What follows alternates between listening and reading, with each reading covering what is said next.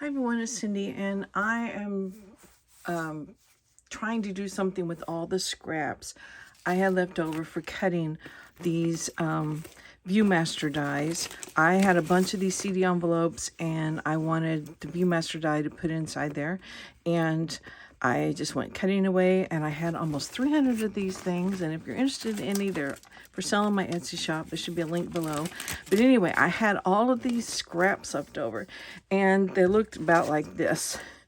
And, you know, I just couldn't throw it away. I did throw some away, I will say, but I thought there's still some good paper there I can use. So the actual pile of scraps filled this basket for sure, and it probably was overflowing. So I have done a lot with it already, but I want to just kind of show you what I'm doing and work on some more things. So anyway, I'm putting that up out of there for a little bit. Some of the things I did already was make the master boards, and you can see how scrappy these things were, just little bits here and there and everything. And there's the Christmas one. And then these can be, obviously cut up, made into pockets and tags and that sort of thing. And if I think they're too, sometimes the colors just don't mesh well, then I can put some gesso on there and kind of tone it down a little bit. So just having these in the stash to use. So that's what I got rid of, a lot of them there. And see, some of the Willodex dies, if I tore them, then I just glued them on here. So didn't waste them. So that's one thing I did with some of the scraps. And I figure I will put those. Another thing I did was I started making little backgrounds. You can see the little pieces there. Just for faux stamps. And the more I made, the bigger they got. So you can see, how many I did, just tons. I was been looking for these. I did 2 of these, just of the little itty bits that was left over from doing these. And I'm going to cut these with my, the punch that makes the tabs. Well-tail tab, yeah. So that I have some interesting collaged well-tail tabs. I only made 2 of these because they get kind of tedious, like using little bits and pieces of stuff. But I was making these, and then I was doing double sheets of paper, and this is all from one book. And I've got enough scraps. I'm using up every page in this book, and then finally I thought, why am I gluing pages together? I can just flip the page, fold the page in half. That gives me my double thickness, and then I can glue on there. So I did all of these using that method. So, and you can see they get bigger and bigger. And you also are saying to yourself probably, hey, they have, you made them so that they're squares. The edges are straight. And that's because a long time ago when I started doing the faux stamps, I wanted it like the inside of the stamp, which would have been straight lines. So that's just how I started doing it, and it was really easier with these scraps too. So anyway, I'll talk about what I'm doing with those as I'm making another one for you guys. Oh, I should make sure I have a glue stick. Okay, I found one. Something to talk about too. I use these cheap glue sticks from the Dollar General, and every once in a while I get some that are just dried out, I guess. They just won't move. The little turn thing won't turn them up. So I had the bright idea that what if I take it to the microwave, just microwave it a little bit, and maybe that will melt it a little bit to, so they're usable. What have I got to lose, right? Because I actually dug 2 of them out of the trash because I couldn't use them the way they were. So anyway, I'm just grabbing some scraps here, and you can see how on these particular ones, how it was easy for me to get a corner, some straight lines and corners because of that they were corner square triangle pieces left over. So anyway, I will say that it might have worked, the microwave thing, but 15 seconds is too much, and I had 2 of them in there, so that's too much. And definitely take the cap off. I did one with the cap on, one with it off, just to see. Well, the cap definitely blew off. 15 seconds and the cap blew off. And also, it melted all the glue all over my microwave in 15 seconds. So if you're going to try it, and I will try it again, I'm not afraid of trying it again, I would definitely do like 5 seconds. Start with 5 and then move up a little bit. So I don't know if it works or not, but anyway, that was my experience with that. Okay, And you see what I did, and I didn't take a lot of pains because I know the center is going to be covered up probably, and I do have book page still showing. I don't care about that either. So anyway, that's how I made them. So how do I use these things? Okay, well, here's some smaller ones. Things are falling all the time. Things are falling. And here's some even smaller ones. Like I said, I started out small and they got bigger and bigger and bigger. So do you guys remember in the scrapbook days, things called Serendipity squares?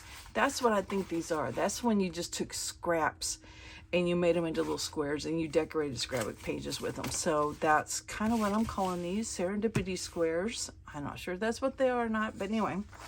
Let's make some faux stamps. And I get a lot of my images for faux stamps out of, where's this thing? Dictionaries. Because, now I'm looking for a pair of scissors.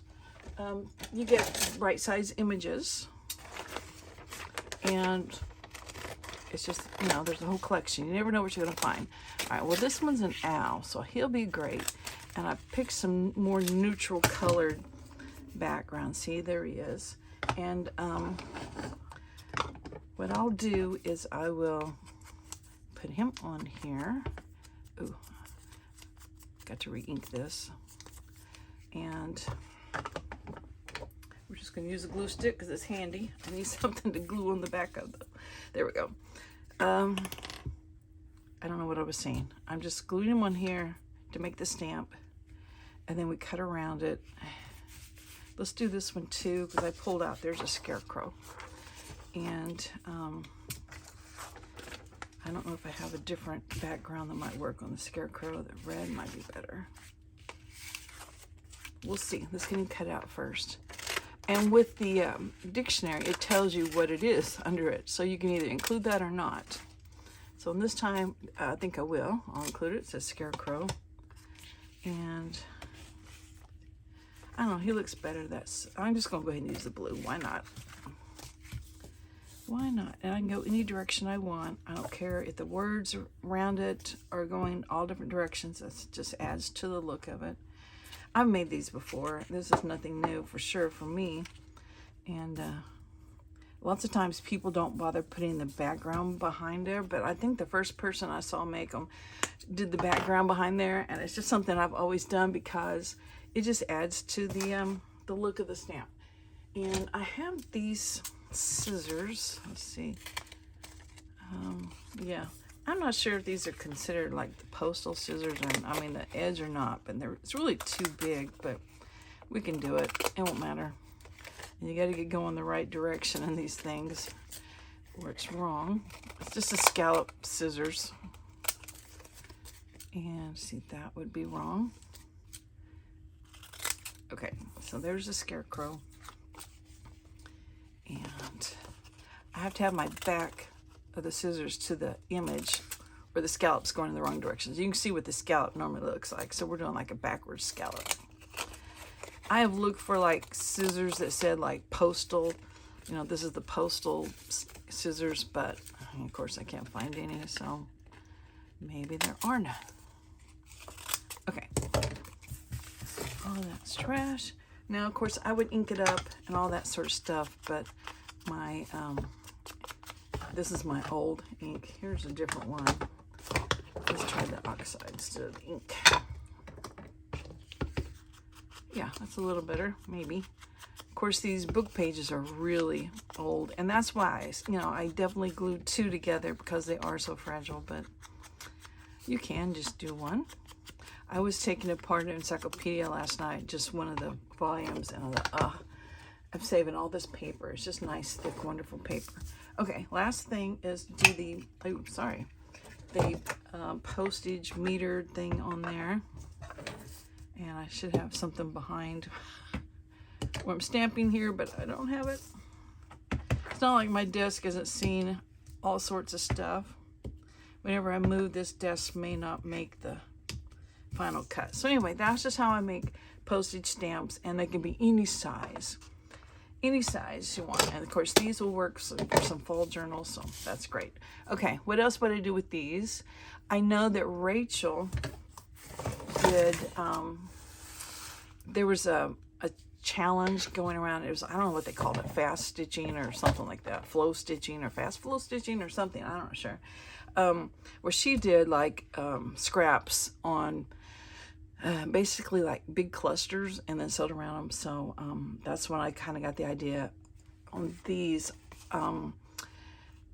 You could stitch around them like that, or you can do all sorts of messy stitching on them and then put a focal point, and then you've got something different. It could be like, these are big enough by themselves, they could just be a pocket or a journaling card if you put some writing paper on the back. So just however you want to use them. And I probably need Fabri-Tac for this, and I don't see it around here, so we'll just use the glue stick, because here's the square I had, and just 2 pieces made a square, rectangle. And then I went looking to see what I had, and I had this. It's a fabric flower that's been cut out of the lining of a purse or something. I've got to find something to glue on. Here we go.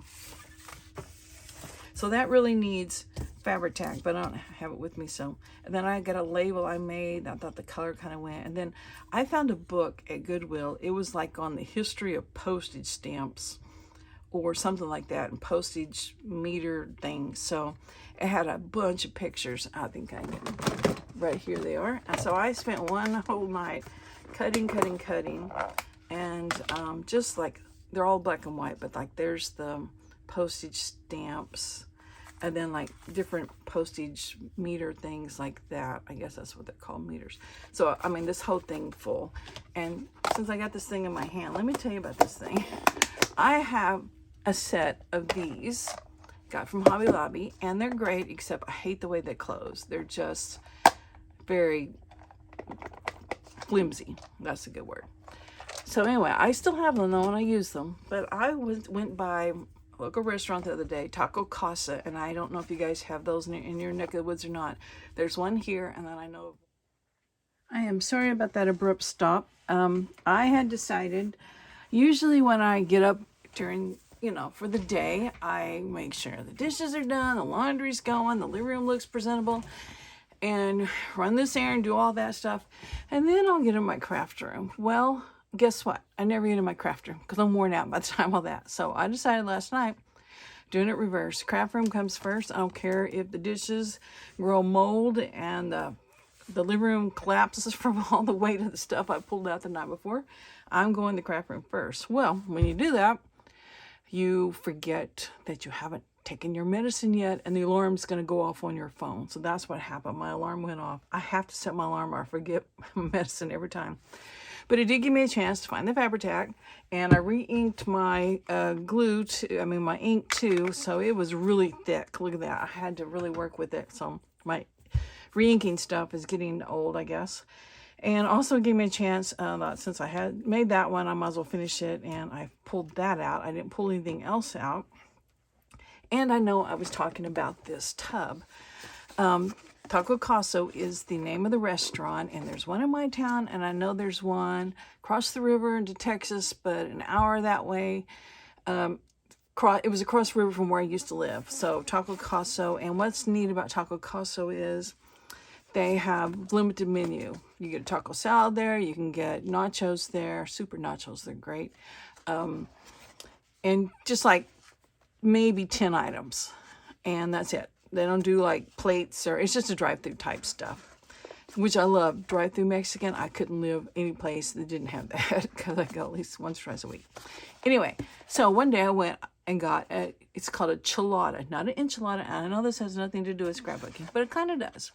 Anyway, it came in this little tub, and I thought, it's plastic for one thing. I hate throwing it away, just eating it and throw it away, because it definitely can be reused for something. And I thought, it's not that far in the size from this. It's got a clear lid, and it's basically free. So I went and ate several chiladas, and when I finally got smart, and when I went, I said, I need 2, and they're only $4. $4 for an enchilada. And it's got, all the beans, meat, and all that stuff. And I bring it home, add lettuce, tomato, make a little chilada salad out of it. And then I clean this up, and I have great tubs. So now I got to figure out how to use them. Right now they're stacked on top of these. and everything's right here. So I only can use the stuff that's on top. So anyway, that's a long story. But anyway, if you have a taco castle near you, look for the chilada containers. Now, if you were eating them in the store, I don't know how they would come. Probably in paper, little plate or boat thing. But, you know, go through the drive-thru when you get those. So anyway, okay. So I cut out a mushroom for this one. And we were making these, I called them Serendipity squares. And I'm just decorating them to be something different. So now I made this video a whole lot longer. Because I talked about all that stuff. And, I don't know. That's probably too big. I need something small, like one of these again. And I didn't really cut these out because I thought I would see if my, one of my, no, what do you call those things? Rounder things. I'm going to do the paid one. Let's do it. Hole punch. No, not hole punch. Circle punch. It's called a circle punch. Would work on those. And it still might. I just haven't tried it yet. Okay. No blathering. Okay, let's just go. I haven't put the new ink on there yet, so we just got the remnants there. So I don't know, just a little something to make it a little, you know, not just a picture stuck on there. So, and I am going to stitch around these. So once again, I'll have another little part added to this video. So I'll put pictures of these sewn around at the end.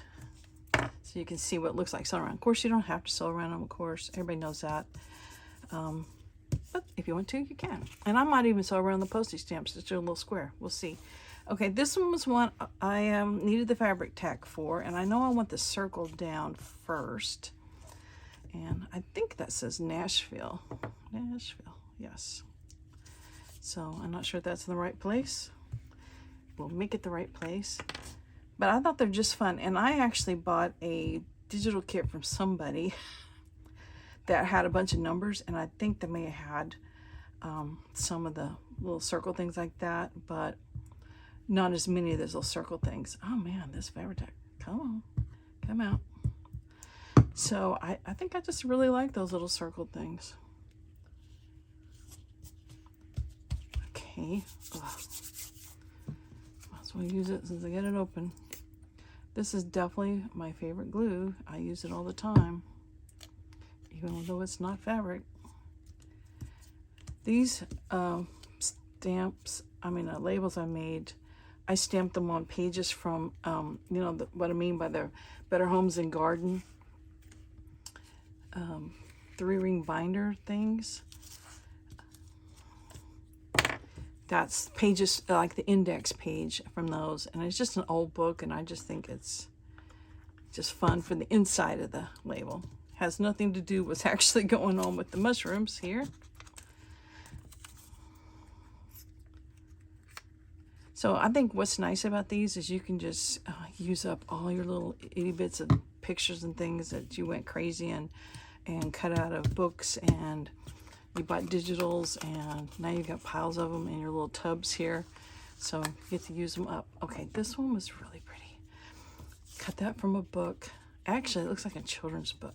And then I found a bluish label that matched the flowers, so this would be fun. I could take the scissors, the decal scissors, or the those postage scissors, or any of the decorative edge scissors, and cut around these book pages and make these a little different than just the raw edges. Don't slide on me. Make it straight. Okay, so like, do I have the decals out? Yeah. If I wanted to just give it a more finished edge, actually I think I like this. That way it looks like you actually put a little work into it, making the edges look nice. So anyway, that's what I did with some of the scraps. And I got some other embellishment ideas with scraps, because, you know, scraps are taking over my life, sort of. So anyway, I hope to have another video done, but I probably do have to stop now and go do all those things I ignored. But stay tuned for a second, and I'll have pictures of these finished. So anyway, thanks for watching, and sorry about the interruption. I'll see y'all later. Bye.